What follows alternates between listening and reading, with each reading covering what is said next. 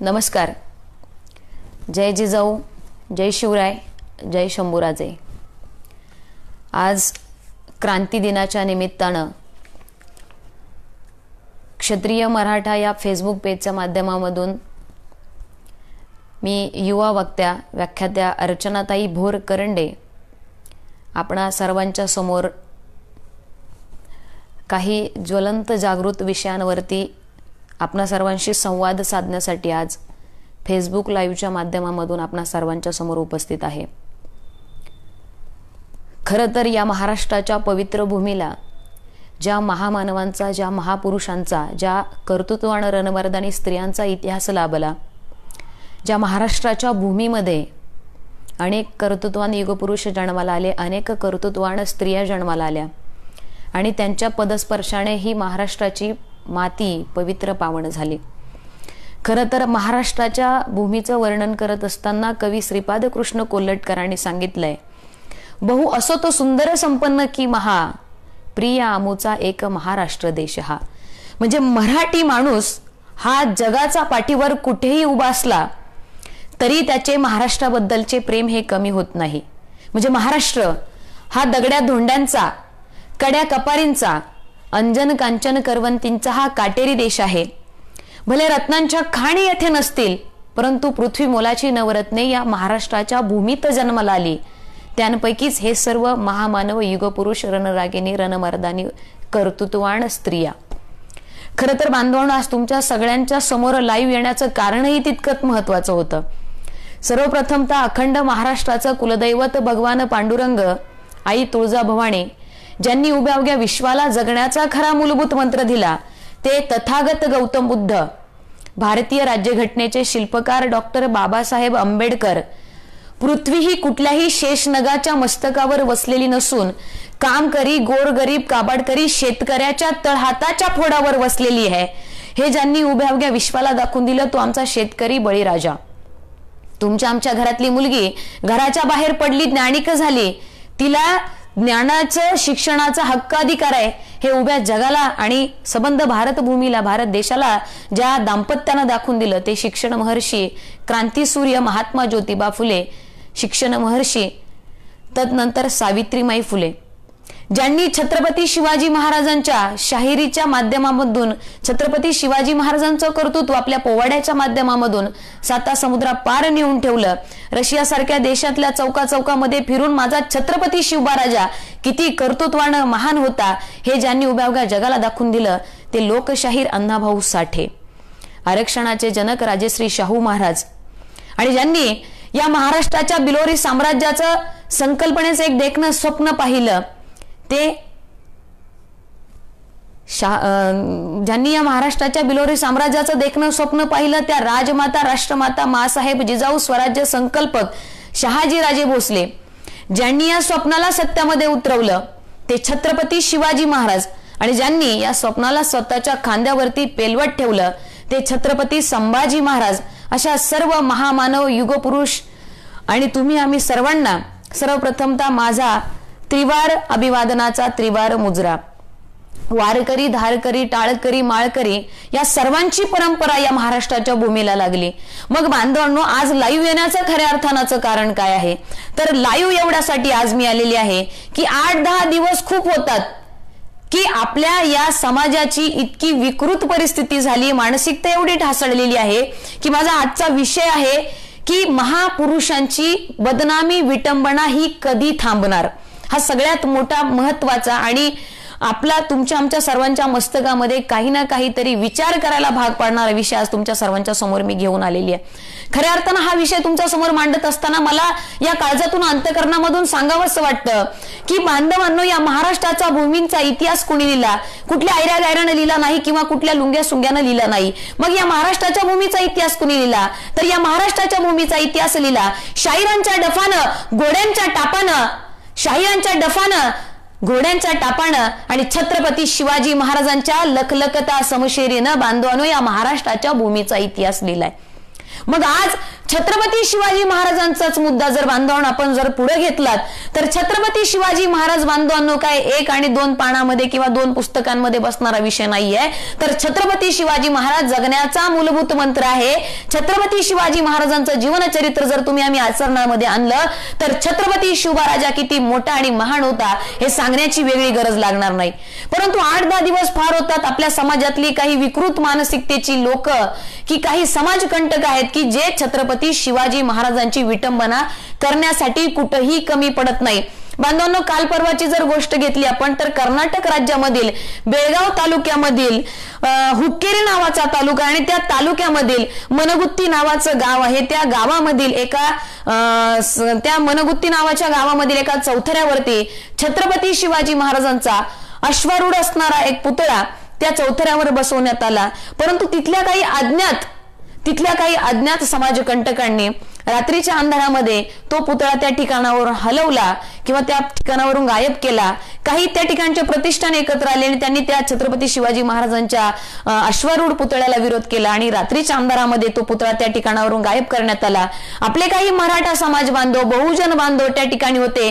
त्यांनी या घटनेचा, या गोष्टीचा तीव्र निषेध व्यक्त करत ते काही बांधव आज रस्त्यावरती उतरलेले आहेत. मग मला सगळ्यात महत्वाचा प्रश्न हा पडतो की महापुरुषांची विटंबना ही कधी थांबणार?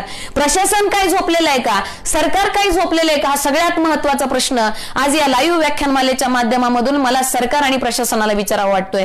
आज त्या ठिकाणी सरकार कुणाचंही असू देत, सरकार आजही कुणाचं असू दे, कालही कुणाचं येईल झालं किंवा भविष्यातही कुणाचं सरकार येईल याच्याशी आपल्याला घेणं देणं नाही. परंतु प्रत्येक वेळेस महापुरुषांची विटंबना ही का होते? ही विटंबना कधी थांबणार? आणि समग्र समाजाची, मराठा समाजाची असेल किंवा बहुजन समाजाची हीच आर्ताक आणि हीच एकजुटीनं मागणी या प्रशासनाला आणि सरकारला आहे की ही महापुरुषांची बदनामी, विटंबना थांबण्यासाठी तुम्ही काय करू शकाल तेवढा कठोरात कठोर कारवाई आपण करायला हवी. कारण ही बदनामी थांबणं फार गरजेचं आहे. कारण 8-10 दिवस, 10-15 दिवस होऊन जातात की पुन्हा छत्रपती शिवाजी महाराजांचा मुद्दा पुढे येतो आणि त्यांच्यावरती विटंबना होते.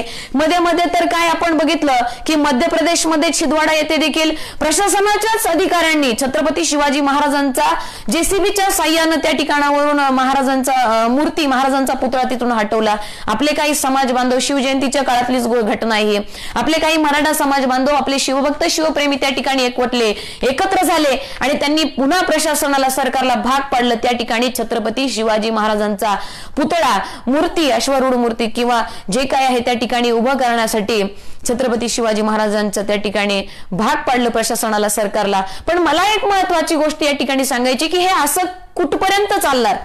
मग मला या लाईव्ह व्याख्यानमालेच्या माध्यमातून सरकारला मला प्रश्न विचारावा वाटतो, प्रशासनाला मला प्रश्न विचारावा वाटतो की एक समाजामध्ये प्रचलित अशी म्हण आहे की काही माणसं ही झोपेचं सोंग घेतात, परंतु जो माणूस झोपेत असतो त्याला आपल्याला जागा करता येतं, पण जी माणसं झोपेची सोंग घेतात त्याला जागा करता येत नाही. मग मला सरकारला प्रश्न विचारावा असं वाटतोय की तुम्ही खरंच झोपलेले आहात की तुम्ही झोपेचं सोंग घेत आहात?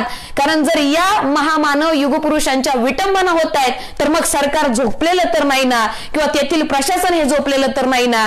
तर बांधवांनो, ज्यावेळेस तिथल्या कर्नाटक मधील त्या बेळगाव मधील त्या जे गाव, तो जो तालुका आहे हुक्केरी नावाचा, त्या तालुक्यातील मनगुत्ती नावाच्या गावातील काही आपल्या मराठा बांधवांबरोबर ज्यावेळेस संपर्क साधण्यात आला तर तेथील बांधवांनी काही प्रतिक्रिया दिल्या की ताई, तेथील प्रशासन देखील काही तिथल्या लोकांना, स्थानिक लोकांना की ज्यांनी तो पुतळा छत्रपती शिवाजी महाराजांचा हटवलेला आहे, ते तेथील प्रशासन सुद्धा त्यांना सहकार्य करते. म्हणजे फार मोठी शोकांतिकेची गोष्ट आहे. म्हणजे छत्रपती शिवाजी महाराज तुम्हाला फक्त राजकारणापुरतेच आठवतात का? छत्रपती शिवाजी महाराजांचा वापर तुम्ही फक्त राजकारणापुरताच करतात का किंवा बॅनरबाजी पुरताच करतात का? या महामानवांचे आचार विचार तुम्ही तुमच्या रोजच्या दैनंदिन आयुष्यामध्ये खरंच करत आहात का? तर हा सगळ्यात महत्वाचा प्रश्न मला आज या लाईव्ह व्याख्यानमालेच्या माध्यमामधून तुम्हाला विचारावा, असा सांगावा असं वाटतोय की प्रत्येक बांधवांना जागा झालं पाहिजे. प्रत्येक बांधवांना या महापुरुष, महामानवांची विटंबना, मग आंबेडकरांच्या त्या देखील राजभवनाची तोडफोड करण्यात आली. मग हे असं कुठपर्यंत चालणार आहे? जोपर्यंत आपल्याला शिव शाहू फुले आंबेडकर किंवा छत्रपती शिवाजी महाराज, राजमाता जिजाऊ आणि त्यानंतर शिक्षण महर्षी क्रांतीज्योती सावित्रीबाई फुले, महात्मा ज्योतिबा फुले, हे जोपर्यंत आपल्याला कळणार नाही, जोपर्यंत तुम्ही आम्ही हे महामानव महापुरुष जाती जातीमध्ये वाटून घेणार ना, तोपर्यंत बांधवांनो या महापुरुष महामानवांचे विचार तुम्हाला आम्हाला कळणार नाही. बांधवांनो, खरं तर शोकांतिका ही आहे, ज्यावेळेस आपण म्हणतो की स्त्री शिक्षणाचा वसा तुम्हाला आम्हाला कोणी दिला, की महात्मा ज्योतिबा फुलेंनी, सावित्रीबाई फुलेंनी दिला. त्याच वेळेस समाजाला ज्यावेळेस आपण प्रश्न विचारतो की हे महात्मा ज्योतिबा फुले, हे सावित्रीबाई फुले कुणाच्या, त्यावेळेस समाज निर्लज्जपणे आम्हाला उत्तर देतं की महात्मा ज्योतिबा फुले आणि सावित्रीबाई फुले या माळी समाजाच्या आहेत. अरे या सावित्रीबाई फुले आणि या माझ्या ज्योतिबा फुलेनं जेवढं महान कार्य केलं ते फक्त माळी समाजापुरतं नव्हतं हो, हे तुम्ही आम्ही कधीतरी अंतःकरणात घेतलं पाहिजे. जोपर्यंत हे महामानव महाराष्ट्रापुरते जातीपुरते मर्यादित राहतील ना, तोपर्यंत हे महामानव युगपुरुष तुम्हाला आम्हाला समजणार नाहीत. या महामानवांनी फार मोठं कर्तृत्व करून ठेवलं. तुमचं आमचं कर्तृत्व काय आहे? जग निद्रित होते तेव्हा वेदांत इथे रचलेले, जग जागृत झाले तेव्हा शास्त्रार्थ इथे झालेले, यशवंत धनवंत जगी बुद्धीने श्रीमंत, एक काळ ऐसा होता रोमांच येती आठविता, एक काळ ऐसा होता रोमांच येती आठविता. हे कर्तृत्व होतं छत्रपती शिवराजांचं. 350 वर्षांपूर्वीचा जर इतिहास तुम्ही आम्ही लक्षात घेतला तर छत्रपती शिवराजा होता, माझा छत्रपती शिवराजा होता. छत्रपती शिवराजाचं कर्तृत्व तितकं मोठं होतं. अरे शेतकऱ्याच्या भाजी त्या देठाला सुद्धा हात लागता कामा नये, धक्का लागता कामा नये, हे सांगणारा माझा छत्रपती शिवराजा होता. आपल्या सैन्याला छत्रपती शिवराजा सांगायचा की तुमच्या ढाल तलवारी बाहेर काढा, परंतु माझ्या शेतकऱ्याच्या, माझ्या बळीराजाच्या भाजीच्या देठाला सुद्धा धक्का लागता कामा नये, हे छाती ठोकपणे सांगणारा माझा छत्रपती शिवराजा होता.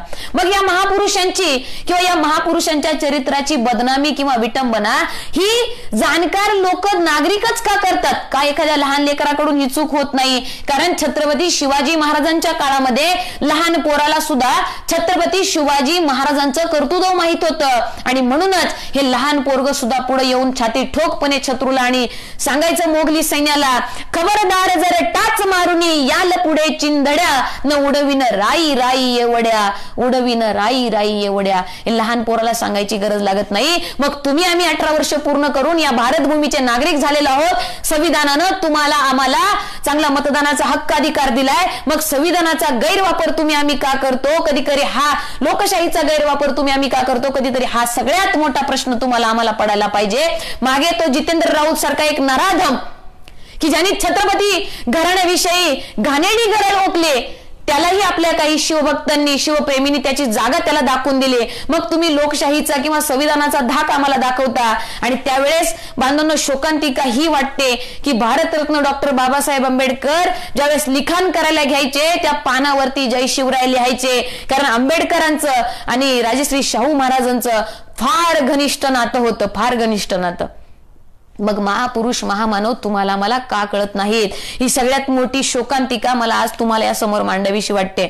मग प्रशासन, सरकार या बाबतीत का झोपलेलं आहे का? या प्रशासनाला तुम्ही आम्ही शिवप्रेमी शिवभक्त मावळ्यांनी एक आर्तहाक हात जोडून एकजुटीनं विनंती केली पाहिजे किंवा मागणं मागितलं पाहिजे की तुम्ही या महामानव महापुरुषांची जी विटंबना चाललेली आहे त्या बाबतीत तुम्ही योग्य ती दखल घ्या, त्याच्यावरती योग्य त्या कारवाया करा, त्याच्यावरती काही जेवढं शक्य होईल तेवढ्या कठोर पद्धतीनं तुम्ही त्या ठिकाणी त्यांना काही ना काहीतरी कठोर शिक्षा करण्याचा प्रयत्न करा. कारण जोपर्यंत तुम्ही हे करत नाहीत तोपर्यंत हे असे नराधम यांच्या तोंडातून, ह्या मुखातून ह्या गोष्टी बाहेर येत राहणार आणि ते महामानव युगपुरुषांची विटंबना करत राहणार. कारण त्यांना माहिती आहे की काही होत नाही आणि प्रत्येक 8 दिवसाला 15 दिवसाला छत्रपती शिवाजी महाराजांचा मुद्दा पुढे येतो म्हणजे येतोच. मागे तो स्टँड अप कॉमेडियनचे सौरभ जोश नावाचा पोरगा, त्याच्यानंतर अग्रिमा जोशुआ. अरे शिवाजी महाराज काय तुम्हाला बाजाराचा भाजीपाला वाटले की काय? कुणी उठायचं छत्रपती शिवाजी महाराजांवरती विटंबना करायचं. केतकी चितळे नावाची एक माजलेली म्हैस छत्रपती शिवाजी महाराजांवरती बोलते. अरे छत्रपती शिवाजी महाराजांचा तुम्ही एकेरी उल्लेख करता. छत्रपती शिवाजी महाराजांचं कर्तृत्व किती मोठं होतं हे अगोदर तुम्ही समजून घेतलं पाहिजे. ज्या जिजाऊंनी शिवाजी महाराज घडवले त्या जिजाऊंचं कर्तृत्व तुम्ही हाती घेतलं पाहिजे. अरे आज छत्रपती शिवाजी महाराजांचं कर्तृत्व तुम्हाला सांगण्याची वेळ येते. ज्या भूमीमध्ये छत्रपती शिवाजी राजे जन्माला आले त्या छत्रपती शिवाजी महाराजांच्या कर्तृत्वातून 1% जरी आपण इतिहास घेतलात किंवा शिकलोत ना तरी हा महाराष्ट्र सारखा राज्य उभ्या जगावरती राज्य करू शकतो, उभ्या जगावरती. मग तुम्ही आम्ही शांत का आहोत बांधवांनो? बघा मागे आज मी लिस्टच काढलेली कितीतरी मोठी. जसं जसं आपण सोशल मीडियाचा वापर करतो, युट्यूब असेल, गुगलवरती तुम्ही सर्च करा छत्रपती किंवा छत्रपती शिवाजी महाराजांची विटंबना किंवा महापुरुषांची विटंबना. मागे बुलढाणा येथे देखील हीच परिस्थिती झाली. औरंगाबाद मध्ये दंगल झाली, छत्रपती शिवाजी महाराजांचा फोटो जाळण्यात आला आणि त्यावरून त्या छत्रपती शिवाजी महाराजांची विटंबना झाली आणि आपला सकल मराठा समाज, बहुजन समाज रस्त्यावरती उतरला. कुठपर्यंत? मागे एका हरामखोर नगरसेवकानं एका बिल्डिंगच्या कन्स्ट्रक्शनसाठी छत्रपती शिवाजी महाराजांच्या बॅनरचा वापर मुतारीसाठी केला. त्या नगरसेवकाचा देखील आपण निषेध केला, पण निषेध कुठपर्यंत करणार? महापुरुषांची बदनामी करणाऱ्याला आपण चोख उत्तर दिलं पाहिजे, पण हे चोख उत्तर देत असताना सरकार आणि प्रशासनानं याची योग्य ती दखल घेतली पाहिजे. कारण छत्रपती शिवाजी महाराजांचे किंवा राजमाता जिजाऊंचे किंवा सावित्रीमाईंचे, ज्योतिबा फुलेंचे आणि भारतरत्न डॉक्टर बाबासाहेब आंबेडकरांचे संस्कार हे तुमच्या आमच्यावर नाहीत की आपण आरेला कार्य करून घाणेरडी शिवीगाळ करून आपण त्यांना प्रत्युत्तर देऊ. तर माझी प्रशासन आणि सरकारला हात जोडून विनंती आहे की तुम्ही याच्यावर कठोरात कठोर ती कारवाई करा. म्हणजे इथून पुढे तरी महापुरुष युगपुरुषांची कोणी बदनामी करणार नाही किंवा 1000 वेळा, 100 वेळा, लाखो करोड वेळा विचार करतील की महापुरुषांची बदनामी करत असताना. त्यानंतर जेम्स लेनचं प्रकरण असेल, अग्रिमा जोशचं मी सांगितलं, सौरव घोषचं मी सांगितलं, अतिशय घाणेरड्या पद्धतीने तुम्ही या महापुरुष युगपुरुषांवरती विटंबना करता. अरे जनाची नाही तर मनाची तरी लाज ठेवा रे. छत्रपती शिवाजी महाराज जर या मातीमध्ये जन्माला आले नसते ना तर तुम्ही आम्ही सगळेच्या सगळे मोगलांचे कैदी म्हणून राहिलो असतो. तुम्ही आम्ही आज माता भगिनी सुद्धा तुम्हाला आम्हाला बाहेर असा जगण्याचा हक्क अधिकार राहिला नसता. तोंड्यावरती बुरखा घेऊन तुम्ही समाजामध्ये फिरल्या असत्या आणि तुमच्या आमच्या घरातल्या आया बहिणींवरती अन्याय, अत्याचार, बलात्कार झाला असता. एकमेव न होण्याचं कारण आहे की छत्रपती शिवाजी महाराजांनी या महाराष्ट्राच्या भूमीला स्वतंत्र राज्य व्यवस्था दिली. प्रत्येक मातीमध्ये जन्माला आलेल्या भगिनीला आणि प्रत्येक बांधवाला जगण्याचा खरा मूलभूत हक्क अधिकार माझ्या छत्रपती शिवराजांना दिला ना, म्हणून तुम्ही आम्ही उभे राहिलो. छत्रपती शिवाजी महाराज फक्त महाराष्ट्रपुरते, मराठ्यांपुरते, हिंदूंपुरते नव्हते. हे तुम्ही आम्ही कधीतरी मस्तकात घेतलं पाहिजे. परस्त्री माते समान मानणारा माझा छत्रपती शिवराजा होता. रायगड जिल्ह्यामध्ये तांबडी नावाची कोपर्डीचं दुसरं प्रकरण त्या ठिकाणी घडलं. 27 जुलैला त्या मराठा समाजातील एका भगिनीवरती छिन्न विछिन्न अवस्थेमध्ये तिचा मृतदेह सापडला. अनेक नराधमांनी तिच्यावरती बलात्कार केला. तरी देखील प्रशासन शांत आहे. रायगड जिल्ह्याच्या पालकमंत्री माननीय आदितीताई तटकरे, तुम्हाला हात जोडून एका भगिनीची विनंती आहे की हे प्रकरण तुम्ही एक पालकमंत्री म्हणून नवे तुम्ही एक भगिनी म्हणून तुम्ही हे लवकरात लवकर हाताळावं. नाहीतर हा सकल मराठा समाज पुन्हा एकदा रस्त्यावरती उतरल्याशिवाय राहणार नाही. कारण भगिनी कुठली असू दे, कुठल्या जातीची असू दे, मराठा समाजाची असू दे किंवा बहुजन, दलित, महार, मान कुठल्याही समाजाची असू दे, परस्त्री ही माते समान आहे आणि तिच्यावरती अन्याय, अत्याचार, बलात्कार करणाऱ्याचा चौरंगा करा. ही शिकवण छत्रपती शिवाजी महाराजांची आहे. आज क्रांती दिनाच्या निमित्तानं 9 ऑगस्ट 2017 या दिवशी मराठा क्रांती मोर्चा झाला. तोच मराठा क्रांती मोर्चा ज्यावेळेस त्याला व्यापक स्वरूप मिळालं आझाद मैदानावरती, त्या मराठ्यांची भूमिका मांडणारी मी एक भगिनी त्यावेळेस आझाद मैदानावरती होते. माझ्या कोपर्डीच्या श्रद्धाताईला आजही न्याय मिळाला नाहीये. कोपर्डीच्या श्रद्धाताईला ज्या वेळेस काही नराधमांनी तिच्यावरती, तिच्या गुप्तांगावरती छिन्न विछिन्न अवस्थेमध्ये तिची हालावस्था केली, तिच्यावर अन्याय, अत्याचार, बलात्कार केला आणि तिला असं मृत्यूच्या दाढे ढकलून दिलत ना, त्यावेळेस मला फक्त एकच सांगावं असं वाटतं की त्या नराधमांना फाशीची शिक्षा सुनावण्यात आली, परंतु अद्यापही त्याची अंमलबजावणी झालेली नाही. ही फार मोठी दुर्दैवाची गोष्ट आहे. जोपर्यंत सरकार, प्रशासन या गोष्टींच्या बाबतीमध्ये कठोरात कठोर निर्णय घेत नाहीत ना, तोपर्यंत मला तरी वाटत नाही की हे असे अन्याय, अत्याचार कुठेतरी थांबले पाहिजे. कारण याला वचक बसली पाहिजे, याला जरब बसली पाहिजे. म्हणून प्रशासनाला माझे हात जोडून विनंती आहे. माननीय आदितीताई तटकरे, मला काही प्रश्न या लाईव्हच्या माध्यमामधून तुम्हाला आणि प्रशासनाला, सरकारला विचारावेसे वाटतात की ज्यावेळेस हे तांबडी गावचं प्रकरण झालं, तिथील आपल्या मराठा समाजातील एका भगिनीला ज्यावेळेस तिच्यावर अन्याय, अत्याचार, बलात्कार झाला 27 जुलैला, अजूनही ही गोष्ट महाराष्ट्रभरामध्ये पेटलेली नाही. हे प्रकरण कुठेतरी दाबलं जात आहे. मराठा समाजातील या भगिनीला न्याय कधी मिळणार? अशा कित्येक भगिनी आहेत की ज्यांच्यावर अन्याय, अत्याचार, बलात्कार झालाय, परंतु आजही सरकार त्याच्यावरती कठोर कारवाई करत नाही. माननीय आदितीताई, मला तुम्हाला प्रश्न विचारावा असं वाटतो की तेथील स्थानिक पोलीस जे प्रशासक होतं की ज्यांच्याकडे या प्रकरणाची चौकशी देण्यात आली होती, त्यांची बदली तुम्ही लगेच तात्काळ का केलीत? हा सगळ्यात मोठा प्रश्न मला तुम्हाला विचारावा असं वाटतोय. का हे प्रकरण दाबलं जातंय? का या प्रकरणाला वाचा फुटत नाहीयेत? ताई, आपणही एक स्त्री आहात, मी सुद्धा एक स्त्री आहे.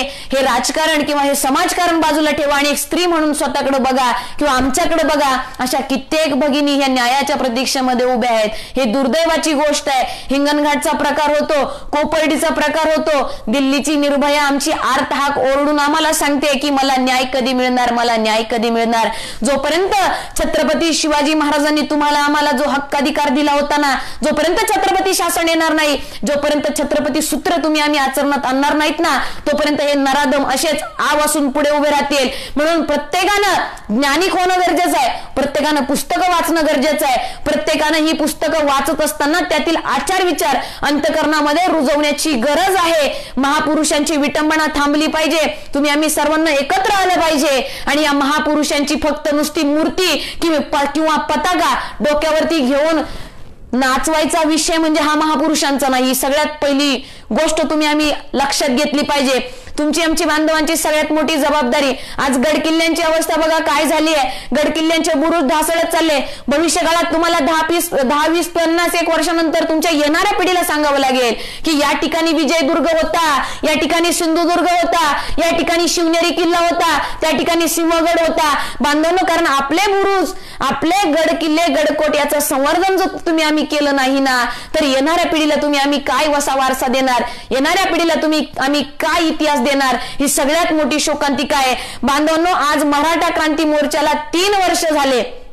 जो आझाद मैदानावरती लाखो करोडोंच्या संख्येमध्ये गाजला माजला होता, जो मराठा क्रांती मोर्चा लाखोंच्या संख्येने उफाळलेला जनसमुदाय पुढे होता. शांततेच्या मार्गाने आपण त्या ठिकाणी क्रांती मोर्चे काढले, मूकमोर्चे काढले. त्यावेळेस मी सांगितलं होतं की कौरव येथे माजले आहे, पांडवांच्या हाती सत्ता नाही. कौरव येथे माजले आहे, पांडवांच्या हाती सत्ता नाही. रोजच होतं द्रौपदीचं वस्त्रहरण, तरी श्रीकृष्णाचा समाजामध्ये पत्ताच लागत नाही. ही वस्तुस्थिती या महाराष्ट्रामध्ये, या भारत भूमीमध्ये झाली आहे. आता काल परवाची मी गोष्ट बघितली की या कोरोनाच्या संकट काळामध्ये 1,500 ते 2,000 शेतकऱ्यांनी आता या 4, 5, 6 महिन्यामध्ये आत्महत्या केल्या. का शेतकऱ्यांवरती ही परिस्थिती येते?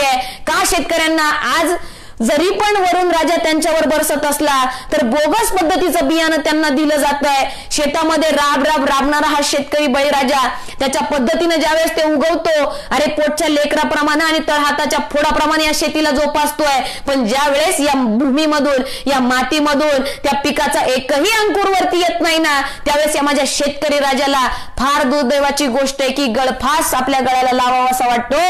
कारण त्यातही त्या फासावरती हा शेतकरी राजा आपला जिजाऊंचा शोभा मिळतोय का, दिसतोय का हे बघतोय. कारण न्यायाच्या प्रतीक्षेत आपला शेतकरी राजा, आपली भगिनी जिच्यावर बलात्कार होतोय ना, ती आज कुठेतरी न्यायाच्या प्रतीक्षेत आहे. आत्महत्या झालेले कित्येक आपले शेतकरी बांधव, त्यांच्या कुटुंबाला न्याय मिळालेला नाहीये. कित्येक भगिनी आजही बलात्कार होऊन मृत्यूच्या दाढेत लोटल्या गेल्या आहेत. त्यातल्या 5% भगिनींना सुद्धा न्याय मिळालेला नाहीये. सरकार प्रशासनाला पुन्हा एकदा वारंवार हात जोडून विनंती करते की तुम्ही याबाबत कठोरात कठोर कारवाई घ्या. आणि माननीय आदितीताई, तांबडी गावचं प्रकरण जे आहे, कोपर्डीचीच दुसरी पुनरावृत्ती त्या ठिकाणी झाली. आपण देखील एक मराठा समाजाचे आहात, आपण रायगड जिल्ह्याच्या पालकमंत्री आहात, आपण स्वतः जातीनं याच्यामध्ये लक्ष घालावं आणि त्या भगिनीला, त्यांच्या कुटुंबाला न्याय द्यावा आणि कठोरात कठोर कारवाई कशी करता येईल याच्याकडे आपण लक्ष द्यावं. एवढीच या लाईव्ह व्याख्यानमालेच्या माध्यमामधून तुमच्या सर्वांना एक साध विनंती या ठिकाणावरून घालते. आणि यापुढे तरी महापुरुषांची, महामानवांची विटंबना थांबवा, याच्यावर कठोर कारवाई व्हावी म्हणून तुम्ही आम्ही सर्वांनी पेटून उठा, एवढंच या ठिकाणावरून सांगते. आणि जर काही चूक भूल झाली असेल या लाईव्ह व्याख्यानमालेच्या माध्यमामधून तर आपल्या सर्वांची मी क्षमा मागते. क्षत्रिय मराठा या फेसबुक पेजच्या माध्यमातून माननीय बापू पाटील दादा, आपले देखील फार फार मनपूर्वक आभार की आपण मला या ठिकाणी संधी दिली 2 शब्द बोलण्याची. आपण सर्वांनी लाईव्ह व्याख्यानमालेच्या माध्यमामधून मला ऐकून घेतलं. तर जाता जाता फक्त एकच मला या ठिकाणावरून सांगायचे की बांधवांनो, महामानव, महापुरुष, युगपुरुष, रणरागिनी, मर्दानी स्त्रिया यांचे जे चरित्र आहे, यांचा जो इतिहास आहे, तो फक्त डोक्यावर घेऊन नाचवायचा विषय नाही. तो तर त्यांचा विषय हा आचरणामध्ये आणण्याचा विषय. जोपर्यंत तुम्ही या महामानवांच्या जयंत्या पुण्यतिथ्या फक्त डीजे आणि डॉल्बीच्या तालावर नाचवत राहाल तोपर्यंत तुम्हाला हे महामानव समजणार नाहीत. आज आपल्या समाजाची शोकांतिका सगळ्यात मोठी अशी झालेली आहे की महापुरुषांचे जे पुतळे आपण उभे केलेत त्याच्यावरती धूळ जी बसते ती झाडण्याचं काम वारा करतो आणि त्या मूर्ती आणि पुतळ्यांना आंघोळ घालण्याचं काम हा वरुण राजा करतो. ही दुर्दैवाची गोष्ट मला तुम्हाला आवर्जून सांगावीशी वाटते की महापुरुषांच्या चरित्राचा इतिहासाचा आपण आदर करायला शिकलं पाहिजे, आचरणात आणायला शिकलं पाहिजे. तुमच्या आमच्या रक्तामध्ये ते भिनलं पाहिजे. जोपर्यंत तुमच्या आमच्या सर्वांच्या रक्तामध्ये महापुरुषांचे युगपुरुषांचे विचार हे आपल्या रक्तामध्ये भिनत नाहीत तोपर्यंत तुम्ही आम्ही पेटून उठणार नाही. हा विषय म्हणजे पेटून उठण्याचा विषय. क्रांती बांधवनो एका दिवसात होत नाही, बदल हा एका दिवसात होत नाही. बदलाची सुरुवात ही अगोदर स्वतःपासून करावी लागते, स्वतःच्या घरापासून करावी लागते. बदल अगोदर स्वतःमध्ये झाला, आपलं घर बदललं की समाज आपोआप बदलला जातो आणि त्यातच नाव असतं क्रांती. क्रांती हे एका दिवसात घडत नाही, त्याच्यासाठी सगळ्यांनी एकत्र यावं लागतं. जसं आपण मराठा क्रांती मोर्चाच्या वेळेस आझाद मैदानावरती एकत्र आलो, लाखो करोडोंच्या संख्येने 58 मोर्चे महाराष्ट्रभरामध्ये आपण शांततेच्या मार्गाने काढले. तसं पुन्हा एकदा माझी विनंती आहे की असे कैक प्रकरण आहेत. कदाचित आज त्या भगिनीवर बलात्कार झाला, कोपर्डीच्या भगिनीवरती बलात्कार झाला, हिंगणघाटची माझी भगिनी मृत्यूच्या दाढेत गेली. कदाचित उद्याचा दिवस हा तुमच्या घरातल्या देखील एखाद्या भगिनीचा असू शकतो. म्हणून हात जोडून विनंती आहे की प्रत्येकानं खडबडून जागं झालं पाहिजे आणि प्रशासन आणि सरकारला हा जाब विचारला पाहिजे की प्रशासन आणि सरकार झोपलेलं तर आणि झोपेचं सोंग तर आणत नाहीये ना, की का असे प्रश्न ज्वलंत आजही समाजामध्ये उभे राहत आहेत. या प्रश्नांना वाचा फोडण्यासाठी कित्येक समाजातील कित्येक वंचित घटक, कित्येक कुटुंब आज प्रतीक्षेच्या दारात उभे आहेत की ज्यांना न्याय मिळत नाहीये. अशा सर्वांना न्याय मिळावा म्हणून तुम्ही आम्ही सर्वांनी पेटून उठलं पाहिजे. एवढं या ठिकाणावरून बोलते आणि जाता जाता फक्त या खडबडून जाग्या होणाऱ्या प्रशासनाला एवढंच या ठिकाणीवरून सांगते, पुरे झाले तुमचे या महाराष्ट्रावर हल्ले, पुरे झाले तुमचे या महाराष्ट्रावर हल्ले. बुर्जा सकट जागे करू या महाराष्ट्रातील किल्ले. मरण आठवा संभाजी महाराजांचं, मरण आठवा संभाजी महाराजांचं, स्मरण करा तानाजींचं. स्वराज्यासाठी रक्त सांडलं पावनखिंडीत बाजींचं. या साल्यांनी या नराधमांनी पाठीमागून वार केले. हाच मोठा गात आहे. अरे मोडेन पण वाकणार नाही मराठ्यांची जात आहे, मोडेन पण वाकणार नाही मराठ्यांची जात आहे. एवढं या ठिकाणावरून सांगते आणि माझे 2 शब्द थांबवते. आपण सर्वांनी मला ऐकून घेतलं त्याबद्दल मनपूर्वक आभार. चूक भूल झाली असेल तर क्षमा करा. क्षत्रिय मराठा पेजचे मनपूर्वक आभार. धन्यवाद. जय जिजाऊ, जय शिवराय, जय शंभूराजे. एक मराठा लाख मराठा. क्रांती दिनाच्या पुनश्च एकदा मनपूर्वक शुभेच्छा. धन्यवाद.